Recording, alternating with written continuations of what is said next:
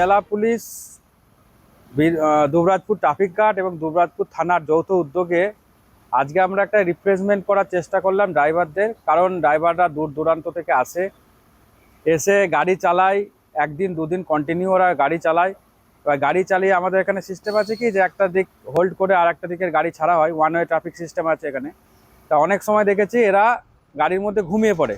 এবার হঠাৎ যখন গাড়ি ছেড়ে তখন হঠাৎ ওরা উঠে গাড়ি চালাতে থাকে।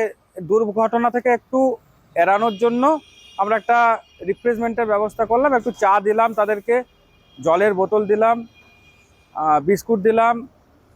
আর গুটখা যাতে না খায়, কিছু কিছু ড্রাইভার দেখা যাচ্ছে, বেশ কিছু ড্রাইভার দেখছি রাস্তায় থাকি, তারা গুটখার প্রতি একটা ওদের আসক্ত হয়ে থাকে। যাতে গুটখা না খায় তার জন্য ওদেরকে চকলেট দেওয়া হলো, যে তারা চকলেট খাও।